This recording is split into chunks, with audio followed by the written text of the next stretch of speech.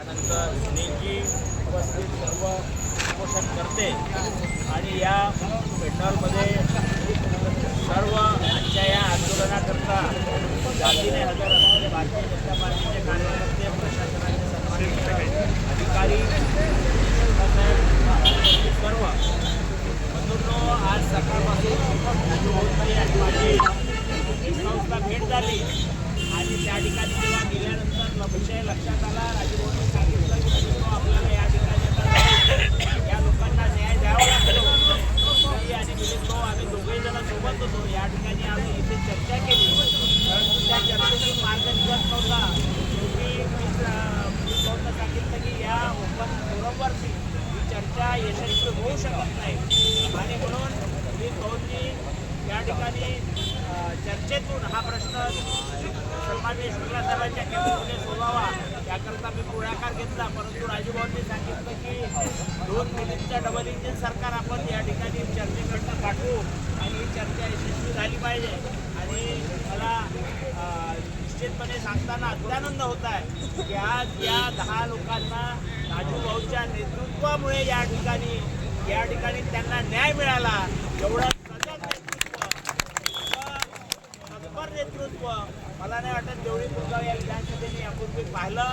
निश्चितपणे तुम्हाला निवडून आणताना जे लोकांना आम्ही आश्वासनं देत होतो त्याची कुठेतरी पूर्तता करण्यासाठी तुम्ही आपल्या पदाची नव्हे, प्रतिष्ठेची नव्हे, इव्हन आपण शासनामध्ये याही गोष्टीची चिंता न करता आज हे या ठिकाणी जे उपोषण करते हे देवळी गुरगाव मतदारसंघाचे आहेत किंवा नाही आहे याही गोष्टीची समान करता आपण या ठिकाणी त्यांच्यासाठी आंदोलनामध्ये एक प्रामाणिक भूमिका घेतली.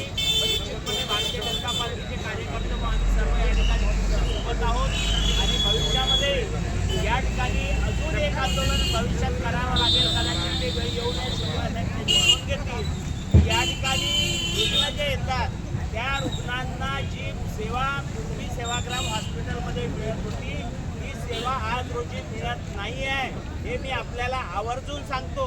आणि भविष्यातल्या काळामध्ये एकदा राजूभाऊंनी या संदर्भामध्ये विधानसभेत आवाज उठवला आहे, परंतु जर भविष्यात पुन्हा आवश्यकता वाटली तर राजूभाऊंच्या खांद्याला खांदा लावून रुग्णांना न्याय देण्यासाठीच्या संदर्भात सुद्धा एक कदाचित आंदोलन राजूभाऊ करावं लागणार आहे. कारण जी अपेक्षा आम्हाला या ठिकाणी आजच्या या युगामध्ये रुग्णांना सेवा मिळण्याच्या संदर्भात आहे ती सेवा मिळत नाही आहे हे मी आपल्याला साहेब आपण या ठिकाणी हजर आहात. आपणाला मी प्रामाणिकपणे सांगतो भविष्यामध्ये ही सेवा आपण चांगल्या पद्धतीने हिला दर्जेदार कसं करता येईल. कारण तो आपल्या या हॉस्पिटलचं नाव हे संपूर्ण देशामध्ये आहे. आदरणीय या ठिकाणी आपण जो विचार गांधीवादींचा घेऊन काम करतो तो विचार कुठेतरी या ठिकाणी आता कमजोर होतो आहे असा आमचा स्पष्ट आरोप आहे. भविष्यामध्ये आज हे अशा प्रकारचे जे कर्मचारी अजूनही बरेचसे कर्मचारी आहेत की ज्यांना अजून न्याय मिळण्याच्या प्रतीक्षेत ते आहेत. म्हणून राजूभाऊ आपलं नेतृत्व आणि आपला कार्यतत्परपणा हा नेहमी या ठिकाणी सुरू ठेवा. आम्ही आपल्या पाठीची खांद्याला खांदा लावून आणि या ठिकाणी असलेल्या उपोषण करताना हे या ठिकाणी आश्वस्त करतो की राजूभाऊच्या छत्रछायेमध्ये तुम्ही या ठिकाणी आहात. तुमच्यावर कुठल्याही पद्धतीचा आघात भविष्यात होणार नाही. तुम्हाला तुमची नोकरी येत्या वर्षभराच्या काळात परमनंट करून मिळेल. त्यासाठी भारतीय जनता पार्टीचा कार्यकर्ता म्हणून मी असो, राजूभाऊ असो, आम्ही सर्व लोक तुमच्या या ठिकाणी सेवेत तत्पर राहू एवढाच विश्वास देतो. आणि या ठिकाणी राजूभाऊंनी जी जबाबदारी आहे माझ्यावर मिलिंद भाऊवर सोपवली होती ती यशस्वीपणे आम्ही पार पाडली.